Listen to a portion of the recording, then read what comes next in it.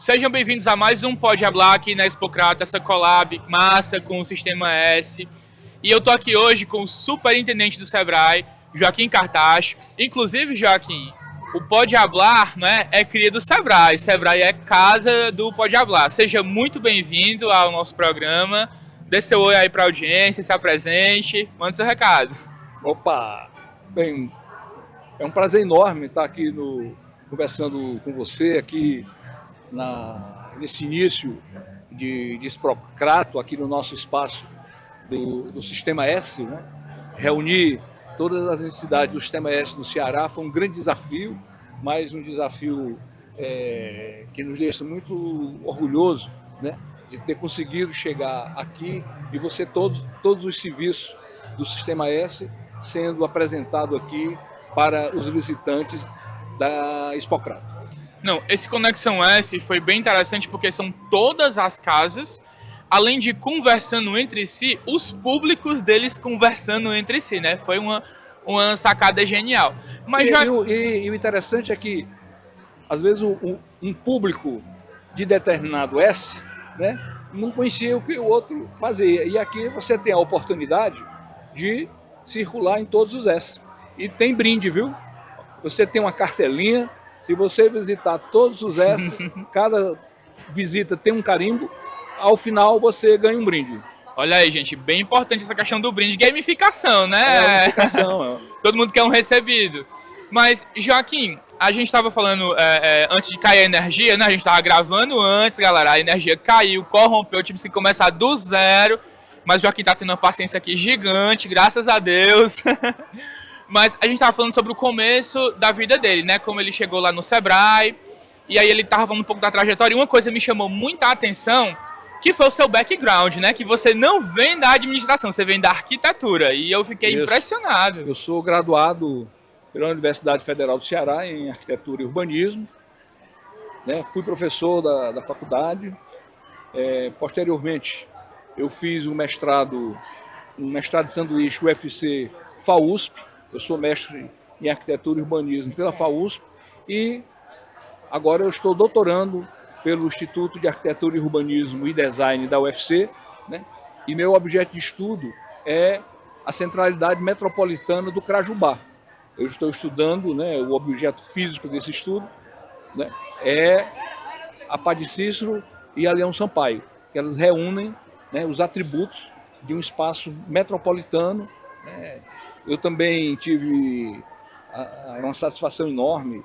Eu estava secretário da cidade e foi na minha gestão que nós criamos a região, institucionalizamos a região metropolitana do Cariri, porque esse território já era um fato metropolitano em 2009. Então foi feito essa institucionalização. E eu estou estudando isso, do ponto de vista acadêmico agora. Do ponto de vista acadêmico. Isso eu estava falando também sobre a questão do impacto, né? São 64 cidades. Ah, sim. É o fato metropolitano. Por exemplo, o IBGE, ele faz uma pesquisa chamada REGIC, Regiões Influenciadas por Cidades. Uhum. O Crajubá, dado de 2018, isso hoje já deve ter se ampliado.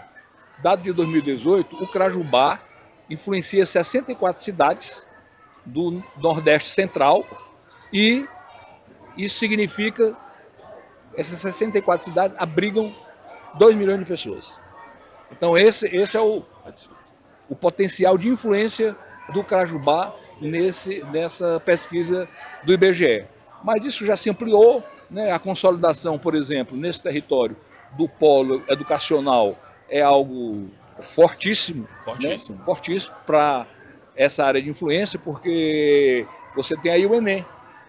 Né? Então o Enem é o país todo, então você encontra estudantes aqui praticamente de todo o país que vêm aqui fazer seus estudos de nível superior aqui no Crajubá, no Cariri. E também a questão da população flutuante, né? Porque tem grandes empresas aqui na região, empresas que uma AIC da vida, por exemplo, né? Que já tem quase 8 mil funcionários na AIC. E não tem só gente de Juazeiro lá, tem gente de Missão Velha, de Várzea Alegre, de Farias Brito, essas cidades circunvizinhas. Então é um adensamento populacional flutuante bem interessante. Mas voltando aqui para a questão... Mas aí, só acrescentando, que tem tem um elemento que amplia essa região de influência, que são os bens simbólicos, ligado aí às romarias. Sim. Né? Dependendo da fonte, né, as romarias atraem em torno de 2 milhões a 3 milhões de pessoas, são 4 romarias. Ao ano, exato. Então isso alcança aí um espaço muito grande. O Padre Cícero já esteve no Carnaval do Rio. Sim. Né? Teve uma escola de samba, que eu não recordo agora o nome, que inclusive teve acesso a partir do tema Sim. do Padre Cícero. Então isso são os aspectos simbólicos que ampliam muito essa área de influência aqui do Carajubá. Não, eu gosto de brincar que o Cariri é global. Inclusive, o mundo inteiro conhece o Cariri por causa do Padre Cícero, né? Nosso maior símbolo. Mas também uma coisa que chama muita atenção no Cariri é a capacidade produtiva. E aí entra o Sebrae, né? Qual é o impacto que o senhor o senhor é um estudioso já há bastante tempo e vê como o Cariri era antes e depois. Então, quando o trabalho do Sebrae começou a se intensificar mais aqui na região, esse progresso ele é visto assim a olhos nus? O senhor sente isso? Sim, se a gente avalia, se a gente acompanha, tipo assim, vamos pegar só o último quartel. Ei, pessoal, um quarto do século XXI já foi, tá? Então, se a gente pega esse quartel de 2000 a 2025, é visível no Carajubá, né, esse crescimento aqui do território, o aumento de população, os 3 municípios, Crato, Juazeiro e Barbalha, todos tiveram aumentos significativos. A complementaridade desses 3 municípios, por exemplo, é também muito forte, né, no setor educacional, no setor de saúde e na economia, né, a circulação de mercadorias e serviços entre os 3 municípios. Sim. Então isso é um dado importante e reflete esse crescimento. Se você retira a região metropolitana de Fortaleza, o Carajubá lidera em população, em economia, o estado do Ceará. É óbvio que a região metropolitana de Fortaleza tem uma dimensão, tem outra história, mas esse é um dado importante. Nós estamos aqui com a 2ª região em dinamismo socioeconômico do nosso estado. Isso é muito importante. E muito disso se deve ao trabalho do Sistema S. O Sistema S aí, em todas as suas vertentes, né, em todas das suas organizações, ele tem um trabalho fundamental, né, um trabalho intenso. Se a gente for falar da capacitação profissional, né, não tem como ignorar o papel do SENAC na Sim. capacitação profissional, no trabalho, por exemplo, do polo gastronômico de Juazeiro, né? Então, do ponto de vista cultural, não tem como não reconhecer o trabalho do SESC, que tem a Mostra SESC de Cultura, que é um evento nacional. Que é um evento nacional, um evento que mobiliza a região, e não mobiliza só aqui não, mobiliza essas 64 cidades. Exato. Que a gente comentou lá atrás. E tem o trabalho do Sebrae de atuação nos pequenos negócios, né? Nós temos um plano estratégico de desenvolvimento do território do Cariri, onde nós acompanhamos, né, os dados do crescimento socioeconômico desses municípios, dado a dado, situação a situação, setor econômico. Então a gente tem um papel aí também nesse desenvolvimento, junto com as outras forças sociais, econômicas e políticas que atuam aqui na região. Um trabalho que eu acho muito bacana do Sebrae é a questão dos selos, né, de qualificação, aquele selo diamante que vocês distribuem. O selo de qualidade empresarial. Selo de qualidade empresarial, isso. Movimenta muito aqui a região. Foi uma coisa que eu vi, acho que de uns 5 anos para cá, os empresários se preocuparem mais em ter ali os seus processos mais adequados, serem reconhecidos pelo Sebrae como um ambiente de qualidade. Fala um pouquinho para a gente sobre isso. O selo é algo muito interessante, porque o Sebrae concede o selo? Concede. Mas é aberto no edital. O empresário se inscreve no edital, paga para se inscrever no edital e depois tem que fazer alguns investimentos de melhoria do negócio dele, né? Às vezes você pega um restaurante, é feito lá um checklist e diz assim, os banheiros estão todos inadequados, precisa adequar os banheiros, precisa adequar cardápio, marca, enfim, tudo que envolve, né, uma qualidade empresarial, né, ter um restaurante de qualidade. Né? Então, esse é um processo. Às vezes, ele não consegue fazer o checklist da primeira vez. Aí vai na segunda vez, né? A primeira vez é ouro, né? Aí vai depois para ser diamante. Então, há um interesse nesse selo de qualidade pelo setor empresarial. Portanto, esse é uma ferramenta do Sebrae que é reconhecida pelo setor produtivo, seja pelo setor industrial, comercial ou o setor primário, o setor agropecuário. Não, com certeza. E aí, trazendo um pouco para a minha realidade dentro do Sebrae, porque o Sebrae é uma instituição que abraça muito as startups, né?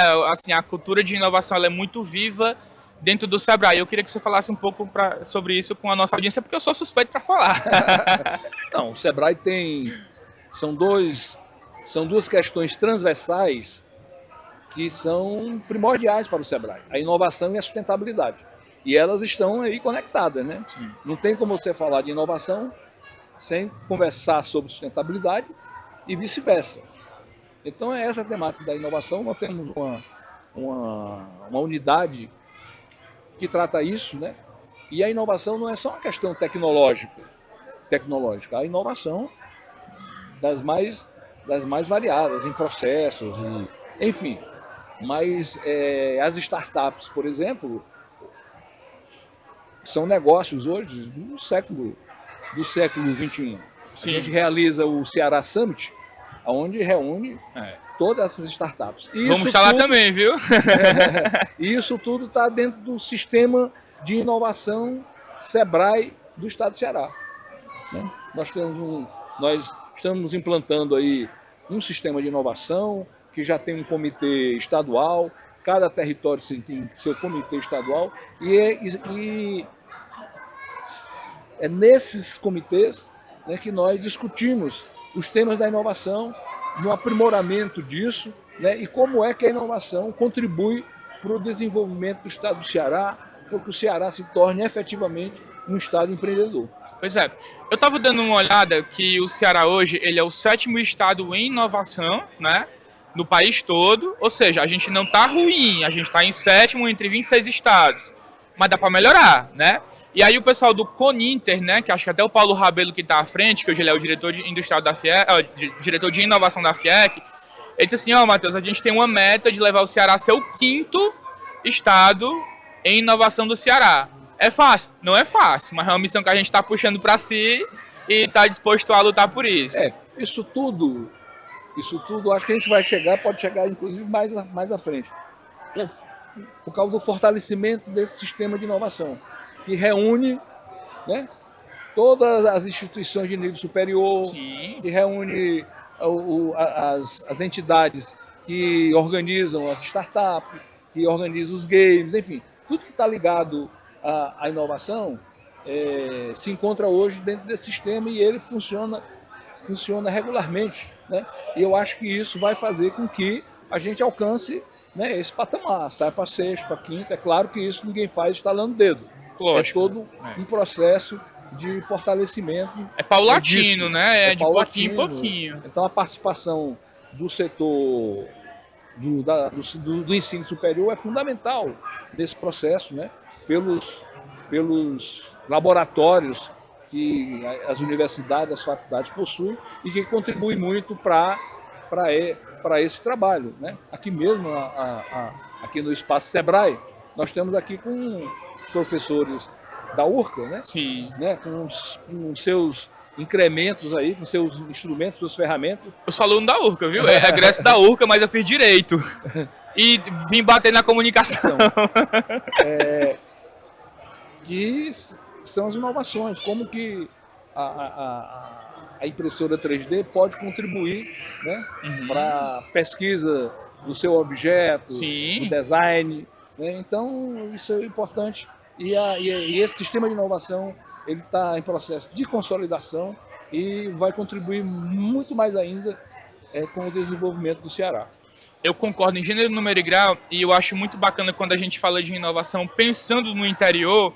Eu tive com o Dr. Alci Porto, recentemente, numa reunião do Comitê de Inovação, daqui local, né, do Cari, que eu também faço parte, e ele anunciou para a gente que os editais para startups serão para startups que estejam dispostas a desenvolver o território. Não é mais, eu vou fazer uma coisa que eu acho bonita, que eu acho que o mercado vai comprar. Não, como é que isso vai impactar o seu território? O Sebrae só vai lhe abraçar se for dessa forma.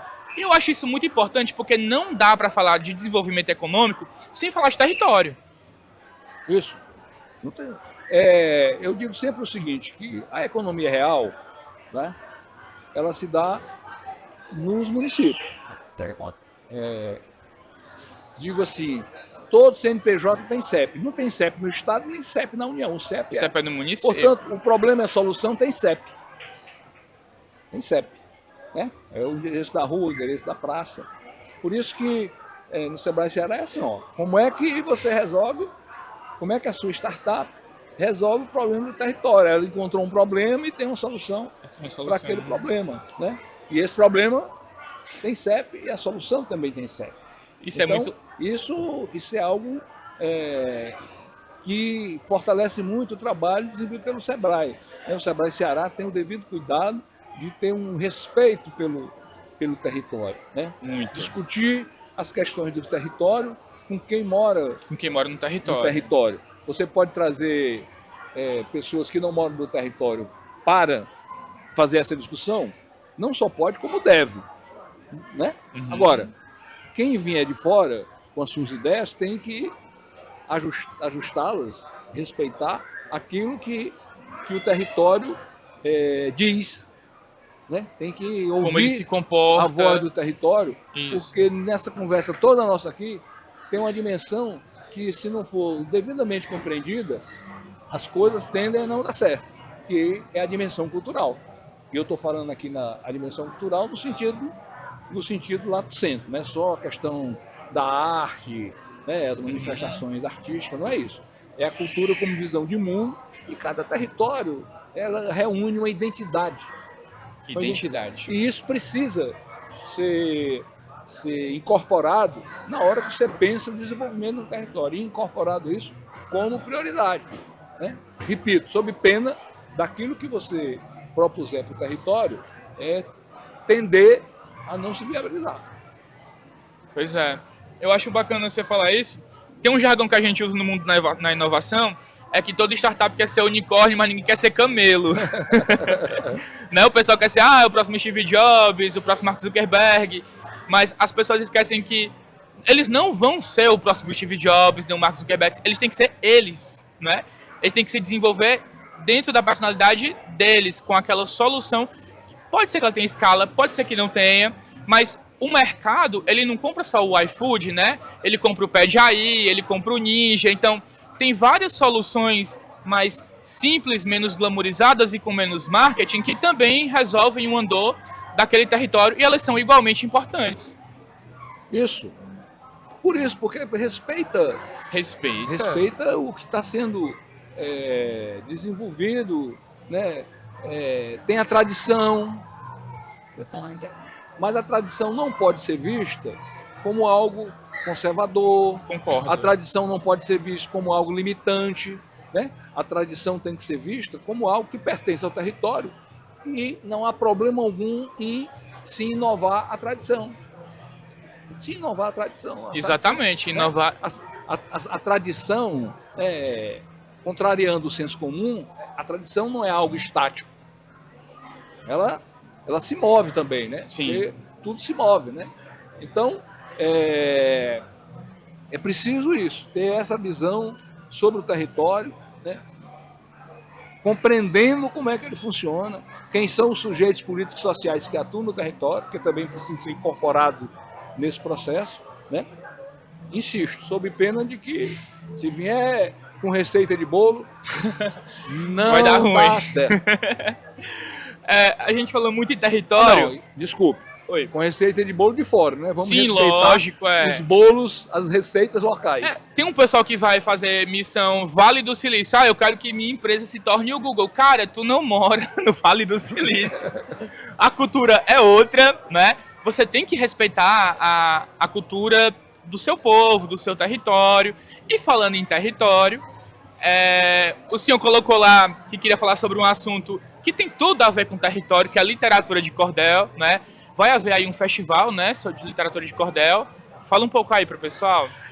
A gente tem uma parceria com a Academia Brasileira de Letras. Né? Isso é um projeto que a gente começou, nós estamos em 25, né? 24, 22. Foi 22, foi 22. A gente começou essa parceria com a Academia Brasileira de Letras, né? Tenho uma satisfação de ter... Isso iniciou numa conversa que eu tive com o Gilberto Gil, lá da Academia, né, dos Imortais, era o único imortal que eu conhecia.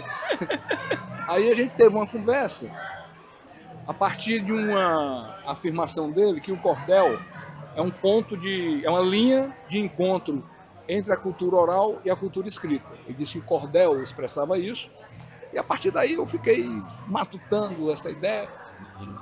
Aí conversei com ele para a gente fazer um trabalho junto com a academia, né, porque eu tenho o peso simbólico da Academia Brasileira de Letras, de que cordel não é folclore, cordel é literatura brasileira. Né? Aí daí saiu o projeto, né? O projeto tem 3 eixos de trabalho. Um é da educação. Né? Você pode alfabetizar a partir do cordel. Né? Por que que o cordel não é incorporado nas escolas como material didático? Eu posso contar a história do Crato em cordel. Cordel. Né? O Sistema S, o SESC, usa o cordel como material didático para suas atividades. A Jarry de Arraes, que é uma poetisa aqui de Juazeiro, hoje mora em São Paulo, ela tem um livro de história chamado História das Heroínas Negras no Brasil. É todo em cordel, uma obra lindíssima, fantástica. Né? Então, é o eixo da educação. O outro eixo é o da valorização do cordel como literatura. Ou seja, tem que trabalhar isso. E o terceiro eixo é o cordel dentro da economia. E, no caso, dentro da economia criativa. Né? Dentro do campo da literatura. E o elemento dessa parceria com a Academia Brasileira de Letras, né, para tratar disso, são as festas literárias do cordel. A gente já fez a primeira em Fortaleza, a segunda a gente fez em Quixadá, né, lá na Casa de Cultura Cega Deraldo, né, o Cega Deraldo, um grande cordelista, repentista. Exato, conheço então, demais. Foi feito um trabalho, foi feita uma festa literária lá, e a terceira edição vai ser feita aqui no Cariri, em Juazeiro, na Praça Padre Cícero, no dia 6 e 7 de agosto. Olha aí que massa! Dia 6 e 7 de agosto. Então, vai ser na praça, a parte, vamos dizer, a parte feira da festa, tá? Vai ter cordel para ser vendido, vai ter lançamento de cordel, vai ter peleja entre repentistas, enfim, vai ter uma festa. Só vai funcionar a partir das 17 horas, tá? Das 17 às 22 horas. Mas durante o dia, no dia 6, no Centro Cultural do Banco do Nordeste, né, nós vamos ter a abertura, vamos ter uma palestra do acadêmico João Almino. O João Almino é nascido em Mossoró, mas chegou em Fortaleza aos 12 anos, já foi diplomata e é romancista. E ele vai fazer uma palestra sobre o cordel nas literaturas. Tá? No período da tarde vai ter uma mesa de debate sobre educação com o romancista Antônio Torres, E a última mesa de debate da tarde do dia 6 vai tratar de quê? Dos 100 anos da Lira Nordestina. Então nós vamos fazer uma celebração da Lira Nordestina discutindo os 100 anos da Lira Nordestina, do cordel, da xilogravura, né? Todo esse processo. Então, encerrado isso aí, nós vamos para a praça, e lá na praça vai ser lançado o livro dos 35 anos da Academia dos Cordelistas do Crato. Ah, que legal! Né? Do Crato. E no outro dia nós vamos fazer uma imersão no território. Então, vamos a Assaré. Assaré? Vamos a Assaré. Vamos visitar o Museu Patativa, o Museu né? do Patativa. Os acadêmicos da ABL vão conversar lá com a família do Patativa, né? Depois retornaremos, voltamos para a festa literária, né? E vamos ter lançamentos de cordel, vamos fazer o primeiro encontro de fanfarras, né? do Cariri, estão mapeando aí, né? Vai ter um cortejo e vai ter as batalhas. A exemplo da primeira edição, nós estamos com a ideia de juntar um cordelista com alguém do hip hop. Ah, que massa! Porque são linguagens que dialogam. Com certeza. Na primeira edição, houve na Academia Cearense de Letras uma oficina do professor Edgar Diniz, que é um professor de arte e educação lá de Recife, né? Ele deu uma oficina de como é que você faz o cordel. Sim. A cestilha, a métrica, né? a rima, enfim. E eu consegui que 6 jovens do hip hop fossem para a oficina. Aleatoriamente, ao final, o que é que aconteceu? Uma peleja e uma batalha ao mesmo tempo, né? O professor Edgar Diniz e um garoto do hip hop fizeram lá um improviso. Cara, deve ter ficado muito massa. Muito legal. E a gente vai tentar fazer isso aqui, colocar essas duas linguagens para trabalhar. Tem tudo para dar certo. A cena urbana que é muito forte. Eu defendo que o hip hop precisa se apropriar do repertório do cordel, né, do repertório da poesia até porque brasileira. É uma expressão de cultura e do seu território, a sua realidade, é como você vive. Da sua realidade. Eu acho isso muito bacana, professor. Eu fico Tem um muito professor muito lá feliz. em Fortaleza, que é de uma escola pública, né, que ele descobriu que na escola tinha uns garotos lá de hip hop, então ele os reuniu na biblioteca e disse, vocês, para melhorar o verso de vocês, precisa ter repertório. Se você não lê, vai continuar fazendo essa rima pobre aí. Rima pobre. Aí ele disse, vocês topam ler poesia? Top. Aí ele disse que comprou 10 livros, né? Mas não podia ser qualquer livro, qualquer né? livro. Lógico, tem que ser um livro que ficasse próximo da coisa mais intensa, mais agressiva do hip hop. Então ele deu de presente para esses garotos, né, para começar a ler, né, explicou, vocês vão lendo que isso vai introjetando, né, na sua cabeça e depois o verso vai saindo normalmente, né? Fez toda uma técnica de como é que você se apreende isso. Mas o importante foi o livro, né? O livro que ele deu foi de um autor que só escreveu esse livro, né? Que chama-se Augusto dos Anjos. O livro Eu. Sim, é o poeta, né? O poeta Usam paraibano. E que é muito forte a poesia. Muito forte a poesia. E esse é um grupo de hip hop que vem crescendo lá em Fortaleza porque é uma melhoria da qualidade da poesia que eles desenvolvem. Então vamos ver se aqui a gente consegue criar essa sinergia. Eu tenho certeza que vai ser um sucesso. Eu vou estar lá porque eu gosto muito de hip hop. E eu tinha até uma ideia, eu até apresentei isso para a Secretaria de Cultura, da gente fazer um festival de música misturando estilos, né? Era a rocha com hip hop, sertanejo. Tem que fazer isso. Pois é, com coisas que não se misturam, mas que fica um negócio legal. Quanto mais mix, boa. melhor. Quanto mais mix, melhor. Pois, Joaquim, foi um prazer gigante ter você aqui conosco. Prazerzão, viu? Cara, papo massa demais. Bem que a Sam me disse que eu ia adorar conversar com você. Tamo aí. Pra finalizar, deixa um recadinho aqui pra nossa audiência. Opa! Gente,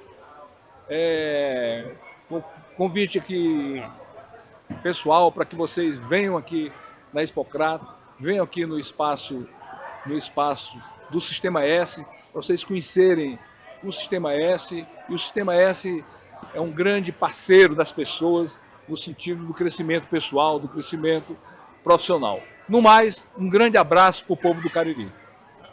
Ô, Tito, muitíssimo obrigado. Abração, hein? Fernando, tira aqui a foto. Não, tem que a foto. Yes.